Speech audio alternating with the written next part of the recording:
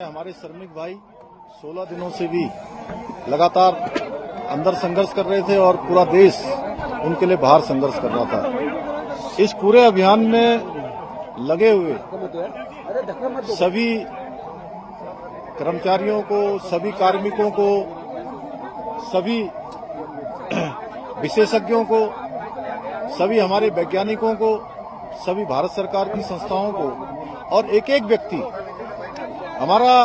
व्यक्ति जो मीडिया से भी थे, उन समेत मैं सबका धन्यवाद करता हूं कि इस बहुत ही कठिन और चुनौतीपूर्ण काम को सभी लोगों ने अपना सहयोग प्रदान किया और बहुत चुनौतीपूर्ण काम होते हुए भी प्रातःकाल और शाम दोनों टाइम हमारे प्रधानमंत्री आदरणीय मोदी जी लगातार इस रेस्क्यू अभियान की हमसे सभी लोगों से लगातार जानकारी करते थे, लगातार अपना जो सहयोग देना था, जो उनका एक संबल था और उनका जो एक सहयोग और हम लोगों को जो भरोसा था और जो उन्होंने, मैं कहूं व्यक्तिगत रूप से उन्होंने मुझे एक काम भी दिया हुआ था, ये ड्यूटी दी थी कि किसी भी तरीके से इन सबका समन्वय करते हुए बाहर निकालना है। तो उनका अगर संबल न होता, उनका इतना जिस प्रकार से आज भारत सरकार की सारी हमारी एजेंसियां इस काम में लगी, तो निश्चित रूप से जो कठिन काम भी हमारे लिए आसान हो गया। मैं उनका भी धन्यवाद करता हूं कि और अभी भी उन्होंने, जैसे ही हमारे सभी श्रमिक भाई बाहर आए, उनका अभी दूरभाष पर फोन आया था और उन्होंने कहा कि सभी को मेडिकल उनका चेकअप ठीक से करना है, उनके परिजनों की सबकी कुशल क्षेम जानी, उनकी चिंता करनी है, उनके घरों तक ले जाने की उनकी व्यवस्था करनी है। सभी प्रकार से उन्होंने संपूर्ण चिंता करने का काम किया है। हमारे और भी सभी लोग इस काम में लगे हुए थे और विशेषकर से उत्तराखंड के हमारे सभी देवी देवताओं का भी मैं उनको भी नमन करता हूं कि उन्होंने बहुत काम किया। हमारे राष्ट्रीय जो सड़क परिवहन मंत्रालय है, उसमें आदरणीय गडकरी जी भी बीच में आए, उन्होंने भी यहाँ पर हर तरीके से इसको देखा और हमारे जनरल बीके सिंह जी, इनका मैं विशेष रूप से सबकी तरफ से और उत्तराखंड वासियों की तरफ से इनका मैं धन्यवाद इसलिए करता हूँ कि एक कैंप बनाकर लगातार यहाँ पर रहे और एक दिन भी इन्होंने यहाँ से कभी ये नहीं सोचा कि मैं यहाँ से कहीं बाहर जाऊं और इस कठिन काम को लोगों को लगातार संबल प्रदान करने का काम, उनको प्रोत्साहन करने का काम और पूरा हमारा जहां सभी एजेंसियां लगी हुई थी, वहीं पीएमओ के भी सभी अधिकारी अपने अपने तरीके से इस पूरे अभियान को अपना सहयोग प्रदान कर रहे थे, योगदान प्रदान कर रहे थे। आगे आने वाले समय में हम ये जो जितने भी हमारे इस प्रकार के टनल उत्तराखंड के अंदर चल रहे हैं, उन सभी की समीक्षा भी करेंगे और वैसे तो भारत सरकार ने इसमें सेफ्टी ऑडिट कर दिया है, जिससे आगे निकट भविष्य में हमको इस प्रकार की किसी परेशानियों का सामना न करना पड़े।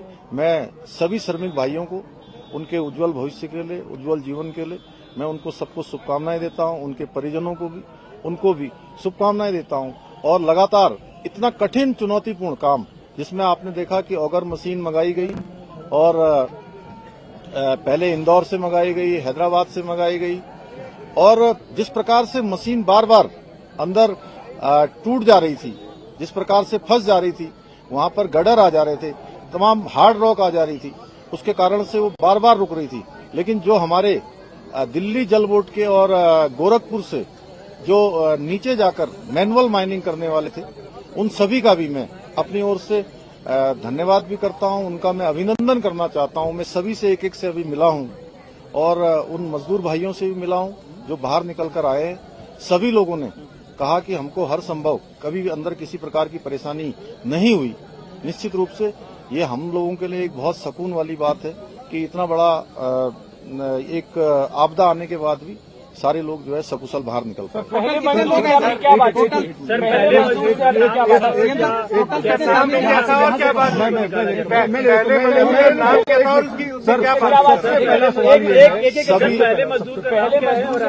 बात सर, सभी देखिए अलग अलग थे, जैसे कि अंदर विशेष रूप से जो हमारी शुरू से बात हो रही थी उसमें सबा अहमद, गब्बर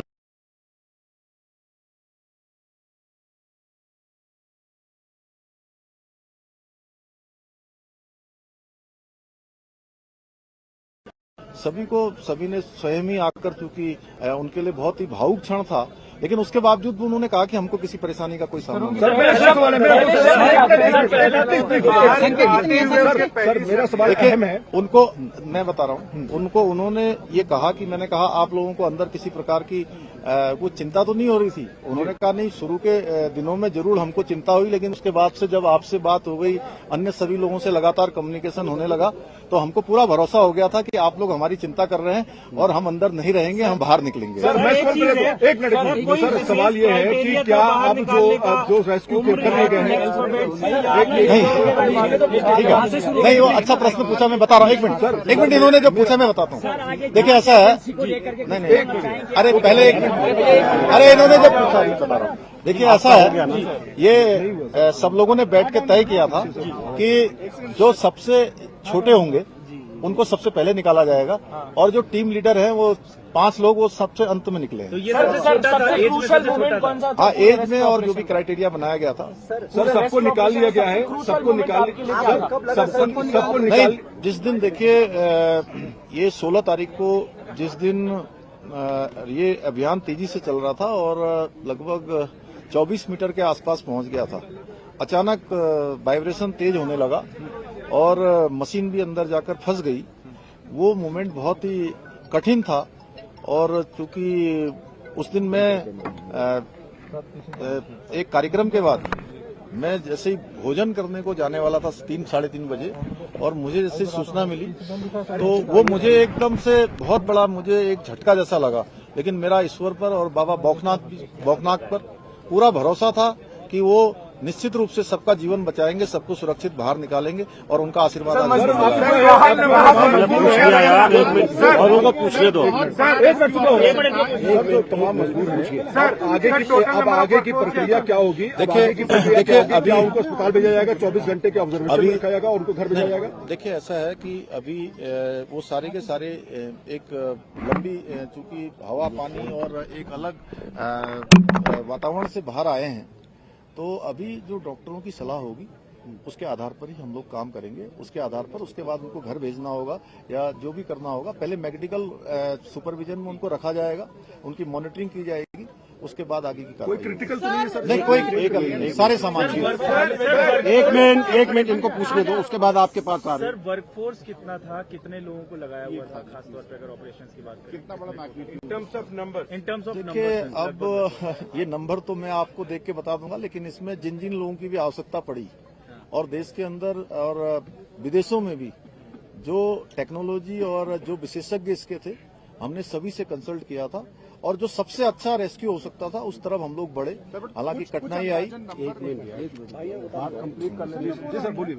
जी सर तो वो अभी एस्टिमेट लगाना मुश्किल है। वो आपको बता देंगे अलग से। और जितने भी लोग लगे यहाँ पे कौन थे? आप थे? आपका हो गया। आप भी बाबा बागनाथ के मंदिर में गए, वीके सिंह भी बाबा बागनाथ के मंदिर में गए। गांव वालों का कहना है कि जब तक मंदिर नहीं बनेगा हम आगे काम नहीं होने देंगे। क्या सरकार वो पहले ही हम लोगों ने तय कर लिया है कि मंदिर वहाँ पर बनेगा, बाबा बौखनाथ की कृपा से। गाँव वालों से पूछने से पहले ही वो डिसाइड हो गया। वो डिसाइड हो गया ऑलरेडी। 100 मोटो हम लोगों ने लिया।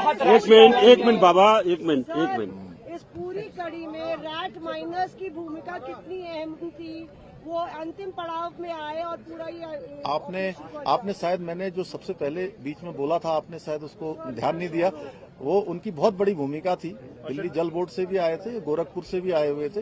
उन लोगों ने मैनुअली जाकर जो काम किया वो बहुत निर्णायक इस पूरे अभियान को निर्णय तक पहुंचाने का काम उन्होंने भी किया है। सर मजदूरों के लिए किसी राहत राशि का ऐलान किया गया, कोई समर्थन राशि उनके लिए?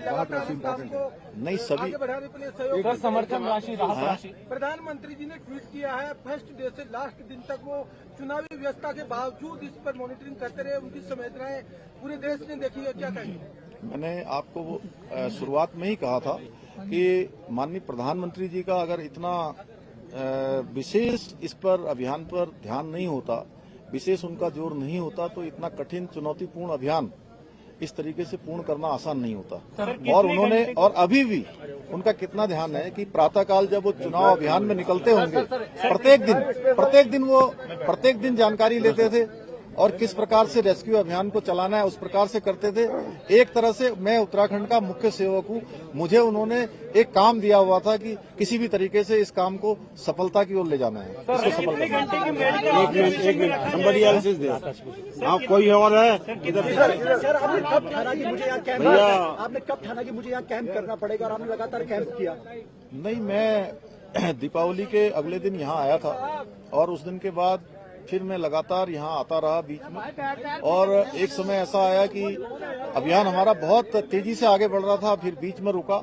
जब बीच में अभियान रुका तो उसके बाद मैंने तय किया कि जब तक ये अभियान पूरा नहीं होगा मैं सारा कामकाज यहीं पर रुककर करूंगा, कामकाज भी करूंगा और इस अभियान को भी पूरी तरह से देखूंगा। एक मिनट नहीं, राहत राशि के लिए देखिए, राहत राशि के लिए हमने अभी सभी श्रमिक भाइयों के लिए अपने उत्तराखंड राज्य की तरफ से 1-1 लाख रुपए की जो है व्यवस्था की है। 1-1 लाख रुपए की जो है कल हम उनको सभी को चेक सौंपेंगे और भी जो सहायता होगी वो करेंगे। और NHI DCL जिसमें वो सभी लोग काम करते हैं उनसे भी हम अनुरोध करेंगे कि उस हमारे इन श्रमिक भाइयों को जो 41 हैं उनको जो है कुछ दिनों के लिए 15 दिन 20 दिन या 1 महीने के लिए सवेतन उनको जो है उनके घर जाने के लिए और रहने की जो है अनुमति दे दें। धन्यवाद सर। कितने घंटे की एक मिनट इनको पूछ लेने दे भाई। ऑपरेशन था उसका मैग्नीट्यूड हम समझना चाह रहे थे sir, may be in terms of the cost जो भी लगी या वर्कर, और दूसरा क्या एयरलिफ्ट करने की बात आ रही है, नॉट फॉर मेडिकल बट घर जाने के लिए। अभी देखिए, सबसे पहले अभी सभी लोग बिल्कुल जो भी अभी चेकअप हुआ है आने के बाद उनका ब्लड प्रेशर चेक हुआ है, अन्य जो भी जरूरी जो शुरुआती जो लक्षण होते हैं वो किसी प्रकार के किसी भी कमजोरी के या किसी थकावट के किसी बुखार के कोई भी लक्षण उनके अंदर नहीं है, सारे के सारे स्वस्थ हैं। और इतना बताऊं कि जब उनके लिए अंदर स्ट्रेचर की व्यवस्था की थी कि वो स्ट्रेचर से आए, उसमें स्ट्रेचर पे नहीं आए, सारे लोग क्रॉलिंग करके आए हैं, तो वो सब स्वस्थ हैं और अच्छे तरीके से थे। इसलिए पहला सवाल जो मेरा था, हाँ, एक मुझे हम लोग को मैग्नीट्यूड समझा दीजिए, कितना बड़ा ऑपरेशन था, may be in terms of कितना कॉस्ट आया या फिर इन टर्म्स ऑफ कितना वर्क। अब देखिए, अभी तो पहले कॉस्ट को देखते कि हम लोग पहले उनके जीवन को सुरक्षित बचाते या उनको बाहर निकालते। हमारी पहली प्राथमिकता थी कि कॉस्ट कितनी भी लगे। हमारे प्रधानमंत्री जी ने कहा था कि किसी भी कीमत पर सबको सुरक्षित बाहर निकालना, ये हमारी प्राथमिकता थी।